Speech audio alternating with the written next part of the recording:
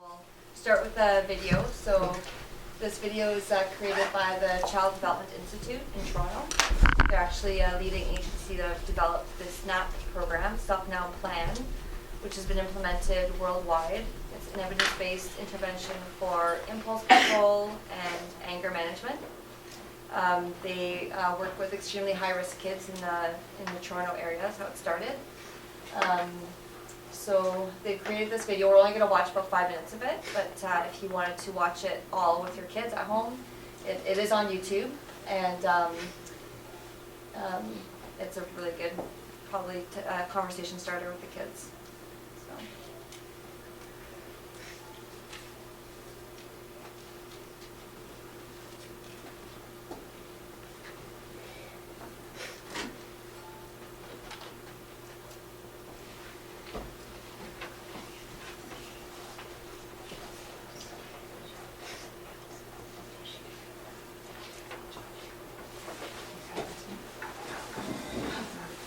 I think she'd be okay. If you want her, go ahead. I'm just going to turn the lights down because it's hard to see otherwise. I'm going to have it all on. Tell me if you want me to turn the lights off.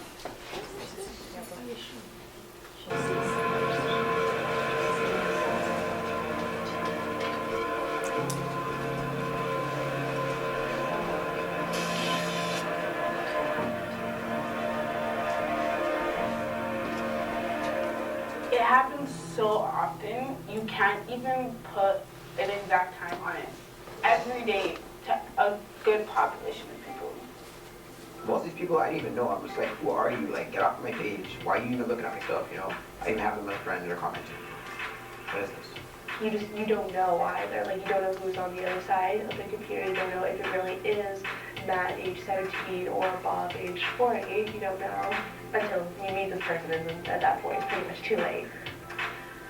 Personally, I do not post anything because of the things I have seen online happen to other girls. If I'm posting pictures, it's of my cat, to be honest. Even my cat can get me messages like, yeah, my cat's fat, apparently, according to some people on Instagram. It's not just the 20 people, at the back of the school yelling, fight, fight, fight anymore. 50,000 people yelling, fight, fight, fight.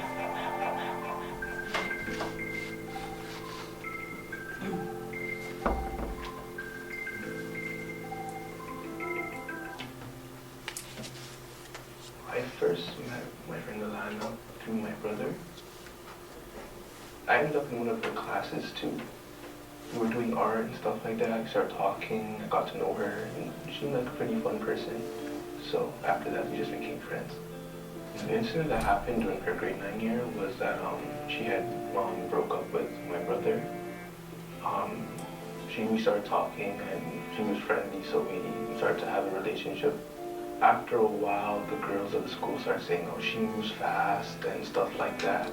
So the other girls were just pretty jealous of the attention she was getting, and they would say hurtful things to her, make fun of like her body, and it's like they were bashing her basically. Every time she went on like Twitter or something to say something, they would just be like, oh, you're lying, we all know that you would do this to this guy, and your values are just so low, and calling her a slut most of the time on mine. It was like it caught me by surprise because I would have never guessed that something like that would be going on to someone who's so nice to people and just wants to become friends with everyone. The year ended, and I asked her if she was going to come back, and she gave me a faint yes. Then the year began, and she wasn't at the school anymore. At the time when I started first checking up on her, she was okay, but then after a while she went into depression. Like, she was clinically diagnosed as depressed. She started cutting and stuff like that. She stopped going to school until she was kicked out of the public system.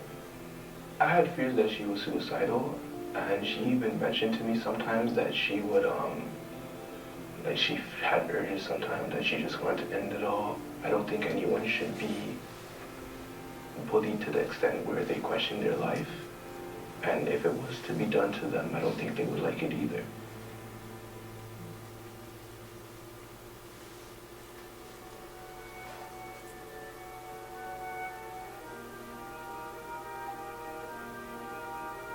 There's a huge difference between bullying in the schoolyard and bullying online.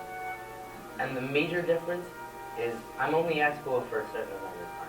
But my phone, I carry everywhere. And people like have it next to them in the shower. They sleep with it by their head, right?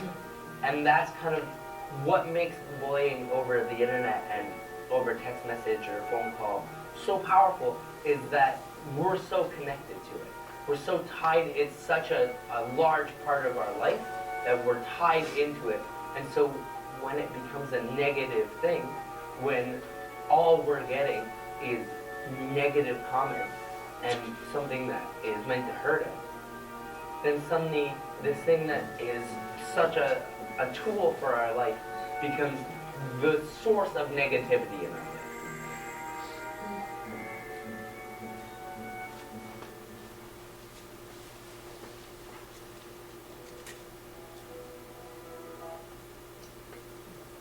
All right.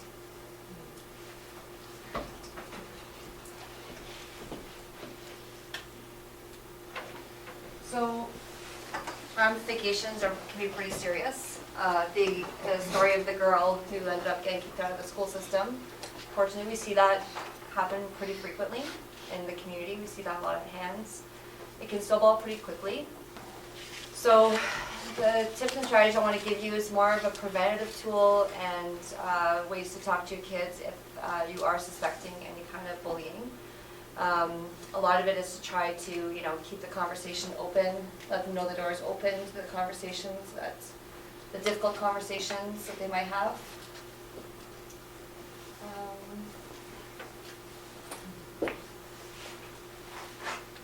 Okay. So this is the now dangers, if you like to call them. So when we were teenagers, we didn't have the same phenomena as social media. The schoolyard bullying was at school, and it was still extremely difficult, but we were able to go home and be surrounded with our parents and our siblings and feel safe and disconnected and away from it, maybe until we go back to school the next day, but it was still a bit of a break. As the youth counselor was talking towards the end, the kids constantly have their phones on them and they're not necessarily disengaged, they're not disconnecting, they continue the conversation and they keep it going. So just ways to try to prevent that a bit. So a bit of reasons why it's important to talk. 1 in 5 Canadian teens have witnessed online bullying. 25% of kids between 12 and 15 have witnessed cyberbullying. 25% of girls and 17% of boys have witnessed online harassment. 51% of all teens have had negative experiences with social networking. 16% said that someone posted an embarrassing photo of them. And 12% said that someone had hacked their account. So again, the conversation about whether you're a bully, whether you're the bullied, and also whether you're a bystander, right? So being the person, the whistleblower, is just as important as not being a bully. You can have some positive, it can be difficult for the whistleblower, but it's a pretty important role to take. So this is the quote from the video: hundreds who join in, thousands who just watch to make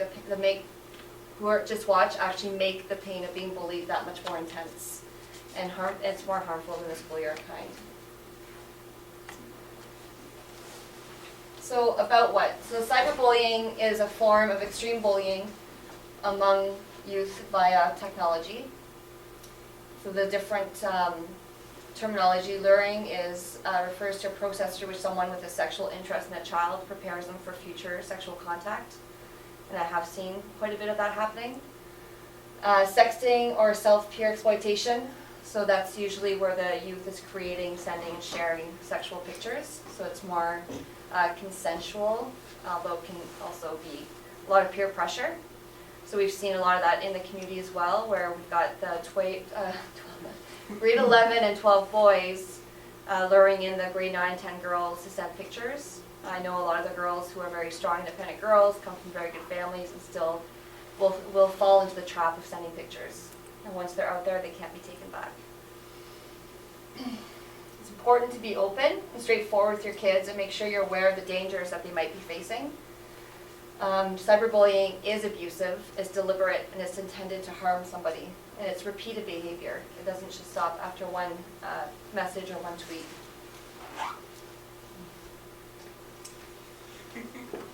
So how do we protect our kids? We want to talk to them, we want to share our knowledge, and we want to be aware of what our teens are doing online. So one of the biggest tools that we try to encourage is we tend to be the ones who are paying the bills for the phones. We're buying the iPods. So the negotiation, the contract before we provide them with this is I will have access to all passwords. I can do spot checks. This is not about me not trusting you. This is about me keeping you safe. So putting that down as an expectation at the onset is a great preventative tool. Despite the fact that our kids seem to be able to handle everything that comes at them, subconsciously they do want us to step in and keep them safe and support them. They're not necessarily going to come and tell us that, but they do want us that. They do want that. So teens and their growing personality. Teens value acceptance and belonging. They have a heightened focus on their appearance of themselves and of others. They are egocentric. They are very sensitive. They have pseudo-maturity. I'm an adult, I can handle everything, and then they have a tantrum, right? They're like kind of stuck between two worlds. They distance themselves from parents. I think we can all remember when we were 13, 14, we wanted nothing to do with our parents. Our friends were everything. And they demand their privacy. So when we talk about egocentric, teens really believe, whether they have anxiety or not, that other kids are constantly watching them and judging them, everything that they're doing. And this is a true belief that they hold. I often talk to kids about if you could just see everybody's thought bubble for half an hour, you would see how everybody has those beliefs. They don't necessarily believe me, but that's the truth, right? They're very sensitive. Teenagers are extremely easily humiliated. They are extremely concerned about judgment, and so they'll be very quick to withdraw if they feel like people are laughing at them or judging them. They take emotional risk with their identity, especially online, and they seek those deeper, intimate relationships with kids their age that get it, that are going through the same things. So that's where they might start distancing from yourself. And there are so many kids who are having online relationships with people they've never met before, because it's easier to tell them everything because they're not facing the face-to-face judgment, that face-to-face anxiousness, that discomfort. We're seeing that a lot where kids, their best friends live in Texas or in Mexico or in England, right? They've never met these kids, but they can tell them anything.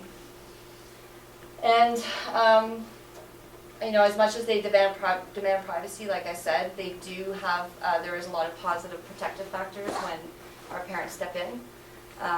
Often tell kids it doesn't feel like we're helping you, but we're actually not helping you by just letting you do what you want to do.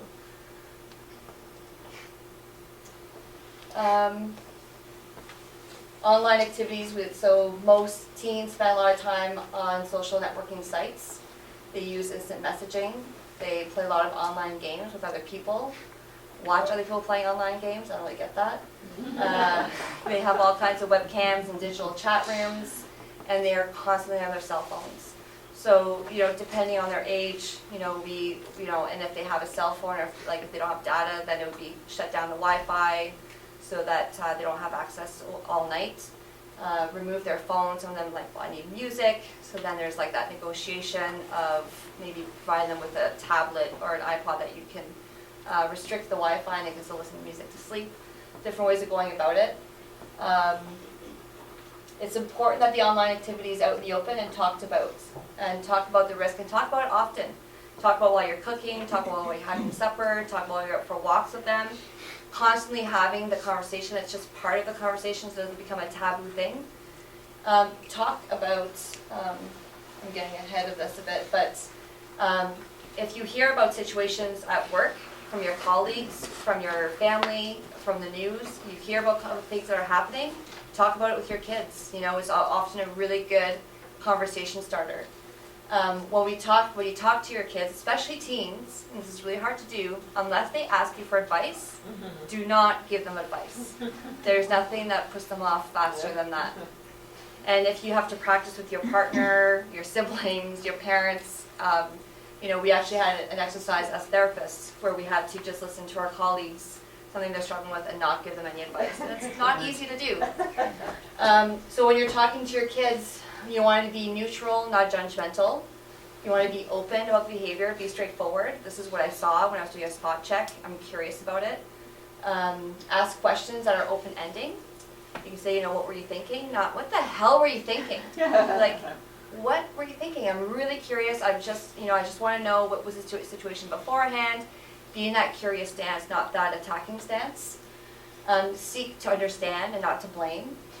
Invite your kids to tell the story of what happened or what is happening to them or their friends online, and try not to jump to conclusions. So again, bite your tongue, roll your tongue, whatever you have to do. Just engage in that active, reflective listening, nodding, eye contact. You're not cooking while they're talking to you. You're giving them that full attention. Making sure that if you feel they want to talk, give me 5 minutes so I can sit down and look at you, and I'm all yours. Not giving advice. If they ask you for advice, then go for it.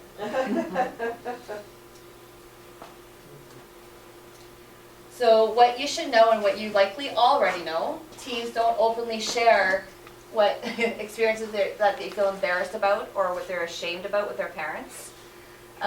We know that youth will make mistakes and errors in judgment. It's all part of becoming an adult. We've all been through it. Difference is we didn't have all of our mistakes out in the open on social media for everybody to see. That would stay there forever. The sharing of images and information online can have both short and long-term effects. So trying to teach our kids to not be reactive, trying to teach our kids to use that 24-hour rule that we all have to use in hockey, that we all have to, it comes very handy at work when one of our colleagues has pissed us off and we want to just blurt out how we're feeling, give it 24 hours, process your feelings, decide how you're going to approach the situation. Stop yourself from posting angry messages, sending angry messages. That's, how many people do I know teens are sending a text to their friend and their friend shares it with the world.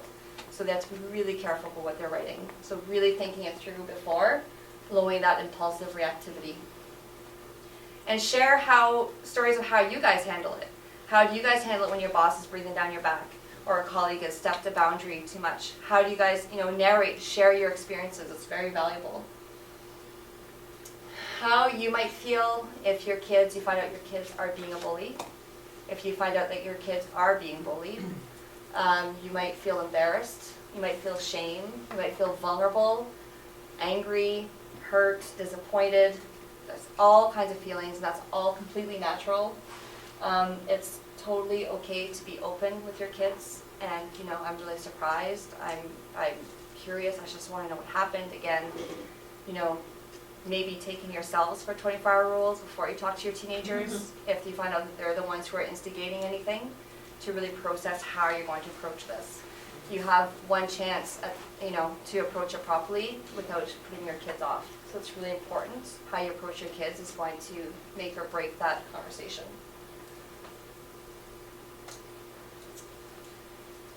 When you're talking to your kids, it's to talk about boundaries and relationships, respecting others. It's talking about healthy relationships. I'm going to guess that this is conversations that you've had ongoing anyway with your kids. Talk about the dangers of sharing personal information online. So again, you guys can share stories that you're hearing at work or on the news. Talk about the pressures that they might feel to share and engage in online activity. You guys have all been through peer pressure. Even as adults, sometimes we feel pressure to do things, to fit in. Inclusion doesn't stop at any age. And talk about the law's implications. I don't know if you've already been next door, but one of the things that I've been seeing in North Bay is 12, 13, 14-year-old girls are sending sexual pictures of themselves to boys, and they get charged with distributing pornography. And that's because they can't always catch the people who are luring them, and so the police are trying to send a hard message. It's not okay. It's against the law. You are creating pornography. So I've seen a lot of those kids in my office, and it's not fun, and it's hard on everybody. So when things go wrong, reflective, active listening. Ask what happened, what were they thinking when the incident occurred, how are they feeling now, how are they being impacted by it, what's the fallout at school, how are others being impacted by what's happened. Maybe they made a mean comment that got really blown out. It was not their intention. How are they feeling about it? Again, in a curious dance. I can't say that enough. And how many others might be impacted by it? What do they see happening? And what would make things right? And really sending the message that as uncomfortable as it is, as embarrassing it is, it's important to go back to school tomorrow. It's important to continue your friendships, to make amends. As soon as they start isolating, withdrawing, that's where we get to see the real bad snowball effects.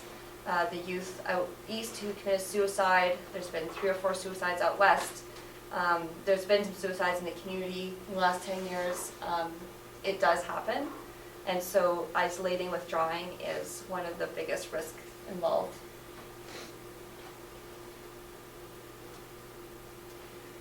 If your kids are being bullied, try to get them to block the person right away. Don't engage in the conversation. Don't continue the conversation. You know, they started it, I need to finish it. That's how wars keep going. That's how we get ourselves into trouble. Somebody has to be the bigger person at some point. Try to address any sexual images, find out exactly what's out there so you can try to contain it. Report the bully to the police. Bullying is abuse, and it's not okay. And reinforce the importance, again, of keeping their relationships intact and not withdrawing. We're constantly telling our kids, think about it. Think before you act. Think before you speak. Think, think, think. Think is a word that they hear all the time. So trying to give them the acronym with it. So think, is it true? Is it hurtful? Is it illegal? Is it necessary? And is it kind? So that can help them kind of really step back before they react and post things without thinking, with consequences, which teenagers are really good at doing. So those are the references. The CDI has put out a toolkit, cyberbullying toolkit. The Kids in the Know Now is a really great website. There's some handouts downstairs that we've given out for you guys that came from the toolkit. So there's a lot more in there, but we thought that there might be some conflict with the others. We tried to keep it contained to both this presentation. So the key is prevention. The key is keeping the conversations open and keeping the judgment away so the kids know they can talk to us. Before it used to be how do we talk about sex, how do we talk about drugs, and now it's how do we talk about online activity. So that's it.